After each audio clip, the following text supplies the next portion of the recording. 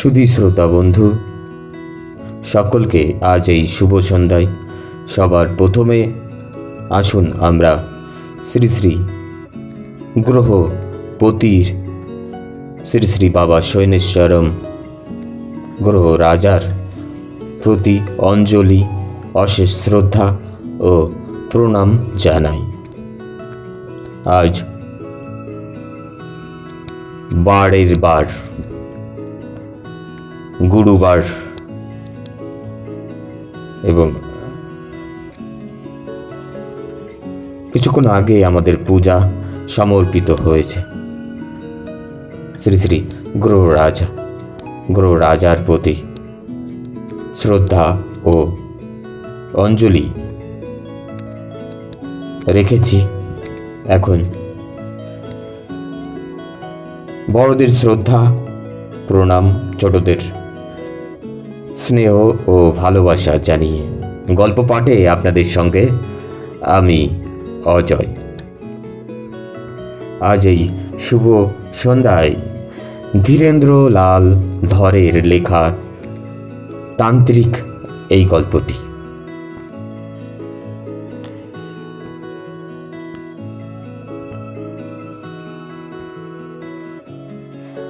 এই গল্পটি ভালো লেগে থাকলে লাইক, কমেন্ট ও শেয়ার করতে এবং চ্যানেলটিকে সাবস্ক্রিপশন করতে ভুলবেন না। আর হ্যাঁ, গল্পগুলির নোটিফিকেশান আপডেট পেতে আপনার চ্যানেলে নোটিফিকেশান বেল আইকনটিতে অল করে নিতে কিন্তু ভুলবেন না। শুরু করছি আজকের গল্প। ধীরেন্দ্র লাল ধরের লেখা তান্ত্রিক।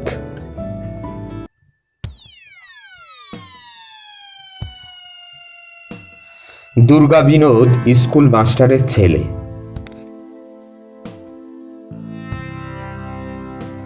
অনেক দুঃখ কষ্ট সয়ে MA পাস করলেও মুরব্বির অভাবে ভালো চাকরি জোগাড় করতে পারল না। শেষ অবধি হলো কেরানি। এখনকার দিনে কেরানিগিরির আবার দুটো ভাগ হয়েছে। নিচু কেরানির মাইনে হয় 100 টাকা থেকে শুরু, আর উঁচু কেরানির মাইনে শুরু হয় 200 টাকা থেকে। মুরব্বিহীন দুর্গা বিনোদ নিচু ধাপের কেরানি হল, তাও জুটল অনেক কষ্টে। MA পাশেও কুলায়নি। এই কেরানিগিরির জন্য আবার পরীক্ষা দিতে হয়েছিল। যাক, চাকরিটা হয়ে দুবেলা অন্নের সংস্থান তো হলো। দুর্গা বিনোদের পড়াশোনার শখ আছে। সন্ধ্যা 7টা থেকে সে লাইব্রেরিতে হাজিরা দিয়ে চলল রাত 9টা অবধি। দর্শন শাস্ত্রে সে MA পাস করেছে। এবার হিন্দু দর্শনটা সে ভালোভাবে বুঝে নিতে চায়। ধর্ম কি, ঈশ্বর বা কি, মানুষ কেমন করে নিজের মধ্যে ঈশ্বরকে উপলব্ধি করে, এই বুঝতে বুঝতে শেষে এসে পড়ে যেসব সাধু সন্ত মহাত্মা সাধনা করতে করতে ভগবত শক্তি লাভ করেছিলেন তাদের কথা। ভারতের সাধকদের যত সব অলৌকিক কীর্তির কথা পড়তে পড়তে দুর্গা বিনোদ সাধু দর্শনের জন্য উন্মুখ হয়ে উঠল।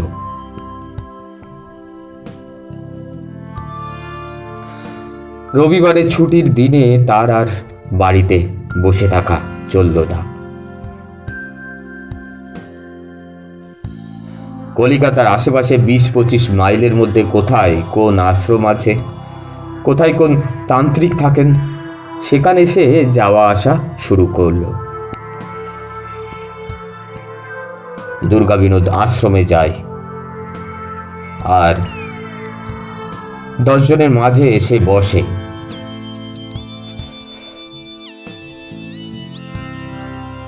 আশ্রমিক মহাত্মাদের বাণী শোনে, তারপর প্রণাম করে বিদায় নেই।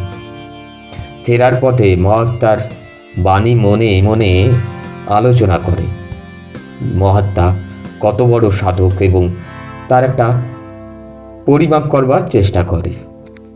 মহাত্মার কোনো অলৌকিক শক্তি আছে কিনা জানার চেষ্টা করে। একদিন খবর পেল হাওড়ার এক গ্রামে এক তান্ত্রিক আছেন বলে, যিনি অলৌকিক ক্ষমতার অধিকারী।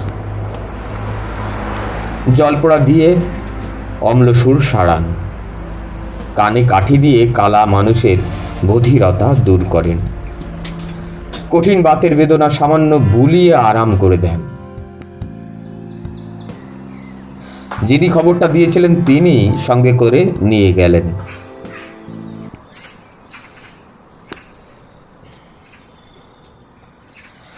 বাস থেকে নেমে মাইল খানেক হেঁটে গেলে একটি গ্রাম।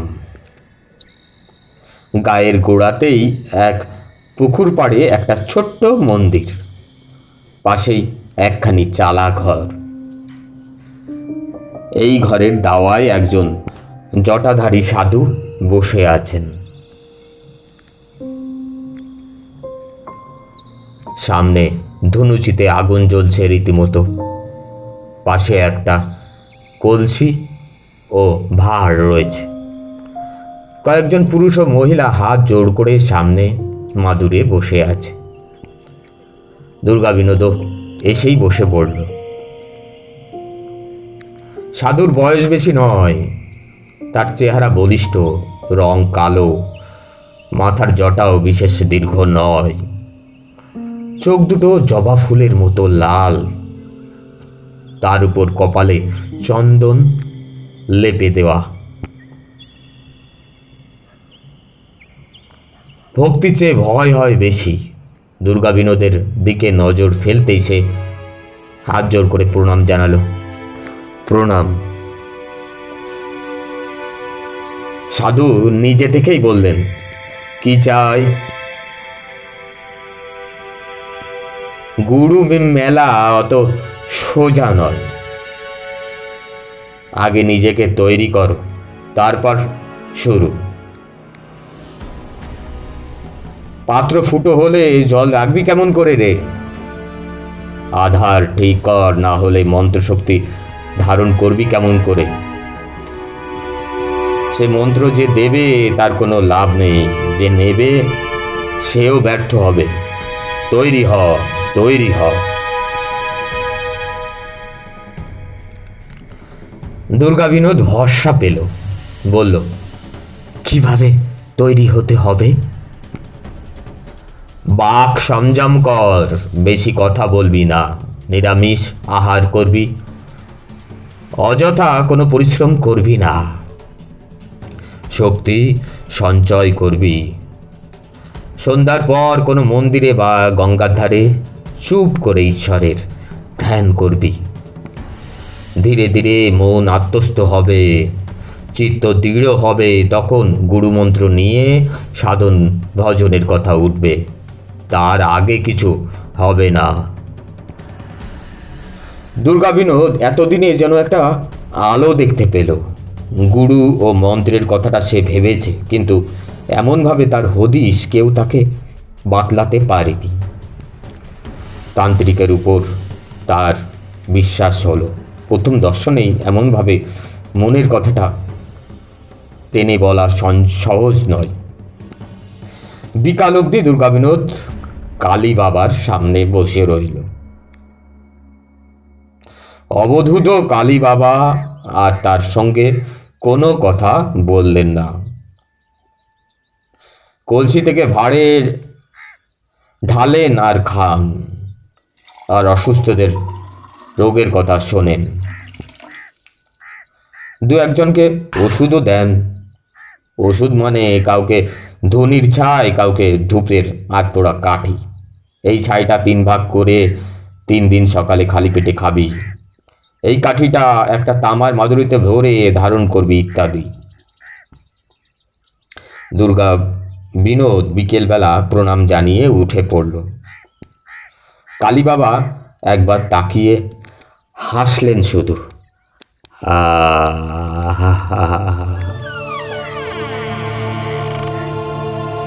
দুর্গা বিনোদ অনেক আশ্রমে ঘুরেছে, অনেক মহারাজকে দর্শন করেছে, দিনের পর দিন অনেকের উপদেশ বাণী শুনেছে, কিন্তু কালী বাবার মতো অলৌকিক ক্ষমতা কারও দেখি। ছাই দিয়ে রোগ সারানো, কানে কাঠি দিয়ে বধিরতা আরাম করা, হাত বুলিয়ে বাতের বেদনা মুক্তি করা, এসব বড় কম শক্তির কথা নয়। এই মানুষটি কিছু ঐশ্বরিক শক্তি যে আয়ত্ত রেখেছেন, এই কথা মানতেই হবে। দুর্গা বিনোদ কালী বাবার কাছে নিয়মিত যাওয়া আসা শুরু করল। যদি ইনি প্রসন্ন হয়ে কৃপা করেন, তাহলে দুর্গা বিনোদও একদিন কৃতার্থ হবে। কালী বাবা সেই যে প্রথম দিন কথা বলেছিলেন, তারপর থেকে আর কথাই বললেন না। প্রণাম করলে হাসেন, হা হা হা, আর হাত তুলে বলেন, জয়স্তু জয়স্তু। দুর্গা বিনোদ এদিকে নিরামিষ খাওয়া শুরু করেছে, কথা কম বলে, অনর্থক কোনো ঘোরাফেরা বা পরিশ্রম করে না। রাত 12টা অবধি বই পড়া ছেড়ে দিয়েছেন। কালী বাবার কথা বলতো নিজেকে সে দীক্ষা গ্রহণের উপযুক্ত করে তুলেছে। হঠাৎ একদিন মাস 6 পরে কালী বাবা বললেন,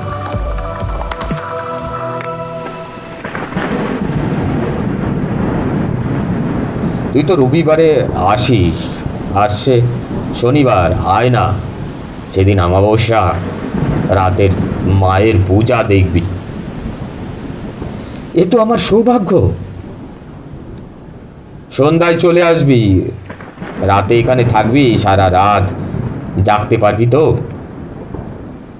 আমি কিন্তু সারা রাত পুজো করি। একটা রাত তো। তাহলে আসার সময় মায়ের পুজো নিয়ে আসিস। কি আনতে হবে বলুন? তুই আর কি আনবি? 3 বোতল দেশি মদ আনবি, কারণ বাড়ি, তাতেই হবে। কালী বাবা গুনগুন করে উঠলেন, মদ খাই মা কালী বলে। তারপর কলসি থেকে 1 ভাঁড় মদ নিয়ে গলায় ঢাললেন। দুর্গা বিনোদ সেদিন খুশি হলো। কালী বাবা মদ চেয়েছেন, পুজো দেখার জন্য ডেকেছেন, এবার তিনি প্রসন্ন হবেন। উৎফুল্ল মনে দুর্গা বিনোদ সেদিন বাড়ি ফিরল। শনিবার সন্ধ্যায় এক রেশন ব্যাগের মধ্যে 3 বোতল দেশি মদ নিয়ে দুর্গা বিনোদ কালী বাবার আশ্রমে এলো। তখন ঘরে ঘরে আলো জ্বলছে। কালী বাবা দাওয়ায় বসেছিলেন। বললেন, এনেছিস? দে। বোতল 3টি নিয়ে কালী বাবা মন্দিরে চলে গেলেন। বললেন, 2 ঘন্টা এখানে বস, পুজোর সময় আমি তোকে ডাকবো।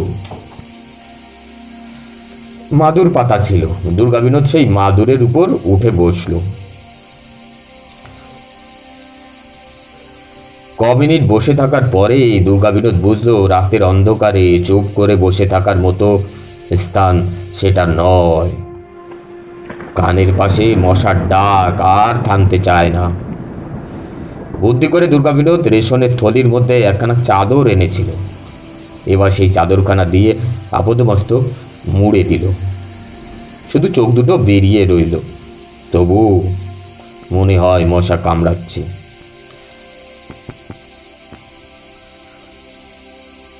সামনে অন্ধকার, মাঠ ঘাট গাছপালা সবই কালোই মিশে গেছে। অনেকটা তফাতে 2-3টে ঘরের জানালায় আলো দেখা যাচ্ছে। কাছাকাছি মানুষের কোনো উপস্থিতি আছে বলে মনে হয় না। কালী বাবার এই ঘরখানাতেও কেউ থাকে না। তার পরিজনরা থাকে ওই গ্রামে। এখানে কালী বাবা একা থাকেন সাধন ভজনের জন্য। ঝিঝি পোকা ডাকছে, চারিপাশে নিঝুম। এই তো সন্ধ্যা হয়েছে, এরই মধ্যে মনে হয় রাত যেন দুপুর হয়ে গেল। এভাবে কতক্ষণ বসে থাকতে হবে কে জানে। কালী বাবাও তো মন্দিরে ঢুকে দরজা বন্ধ করে দিয়েছেন। পাশে একজন কথা বলার মানুষ থাকলে ভালো হতো, বড় একা একা মনে হয়। দেওয়ালে হেলান দিয়ে দুর্গা বিনোদ ঝিমুতে শুরু করে। এবার দুর্গা বিনোদ কোনো এক সময় বোধহয় ঘুমিয়ে পড়েছিল। সহসা ঘুম ভাঙল কালী বাবার ডাকে। আয়, উঠে আয়, এবার মায়ের আরতি হবে। ধরমর করে উঠে দুর্গা বিনোদ কালী বাবার অনুসরণ করল। মন্দিরের মধ্যে পিদিম জ্বলছে, ধূপ ধুনায় অন্ধকার। ছোট্ট প্রতিমাটি ধোঁয়ায় আচ্ছন্ন। সামনে কিছু জবা ফুল আর মদের 3টি বোতল। কালী বাবা আসনে গিয়ে বসলেন, বললেন, তুই দরজার বাইরে বস। দুর্গা বিনোদ বাইরে বসে পড়ল। কালী বাবা ওম রিং বলে মন্ত্র উচ্চারণ শুরু করল। মাঝে মাঝে জবা ফুল তুলে প্রতিমার চরণে অর্ঘ্য দিতে লাগল।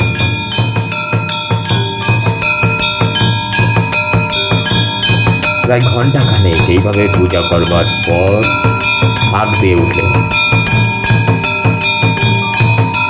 মা কালী করাল বদনা লোল জিহ্বা মা। তারপর পঞ্চপ্রদীপের আরতি শুরু করলেন। এবার প্রদীপের আলো ধোয়ার মাঝেও কিছু কিছু নজরে পড়তে লাগলো। দুর্গা বিনোদ দেখল ঘরের মধ্যে দরজার পাশে আরেকজন কে বসে আছে। ও কে? কখন এলো? পঞ্চপ্রদীপ ঘুরতে ঘুরতে আলোটা যখনই সেদিকে পড়ে, দুর্গা বিনোদ লোকটির মুখের পানে নজর করে। কি বিশ্রী ফ্যাকাশে মুখ, যেন মরার মতো। আরতি শেষ হয়, শাক বাজিয়ে কালী বাবা বসলেন। মধ্যে 3টি বোতল মায়ের চরণে স্পর্শ করিয়ে হাত দিলেন, মা কালী করাল বদনা লোলো জিহ্বা মা। তারপর বললেন, প্রণাম কর, প্রসাদ নে। দুর্গা বিনোদ প্রণাম করল। বোতল থেকে একবার মদ ঢেলে কালী বাবা বসে থাকা সেই লোকটির মুখে ধরলেন, বললেন, খাও। লোকটি মদ খেল। কালী বাবা সেই ভাঁড়ে আবার মদ ঢাললেন। তাকে বললেন, ধরো, ওকে দাও। লোকটি ভাঁড় ধরল, হাত বাড়িয়ে দিল দুর্গা বিনোদের দিকে। মানুষের হাত যে এত লম্বা হয় দুর্গা বিনোদ তা জানত না। ভার শুদ্ধ হাতখানা সোজা দরজা পার হয়ে চলে এলো তার মুখের কাছে। দুর্গা বিনোদ তো থ। ভয় পাসনি, খা, মায়ের প্রসাদ, কালী বাবা বললেন। দুর্গা বিনোদ তাকিয়ে দেখল হাতখানায় কোথাও এতটুকু মাংস নেই, সবটাই কঙ্কাল। হাতের মালিকের পানে তাকালো, মুখ কই? কঙ্কালের করটি। দুর্গা বিনোদের সারা দেহ কেঁপে উঠল। না না বলেই এক লাফে দাঁড়িয়ে উঠে সে ছুটল, সোজা পথ দিয়ে সে ছুটল। কানে এলো পিছনে কে যেন অট্টহাসি করছে।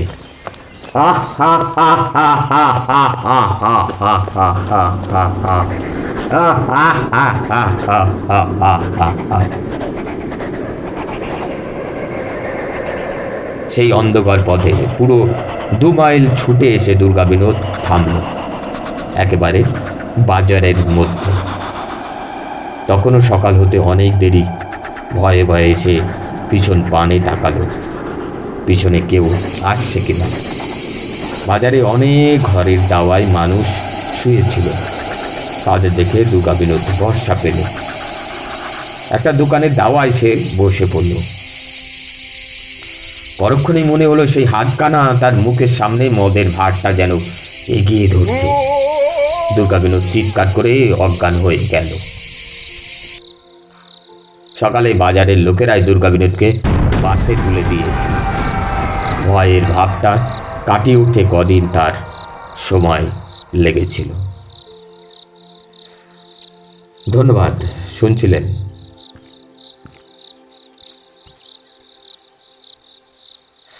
ধীরেন্দ্র লাল ধরের তান্ত্রিক।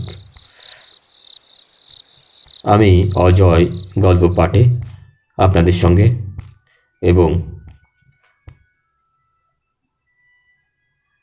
বিদায় নিচ্ছি। God bless, take care.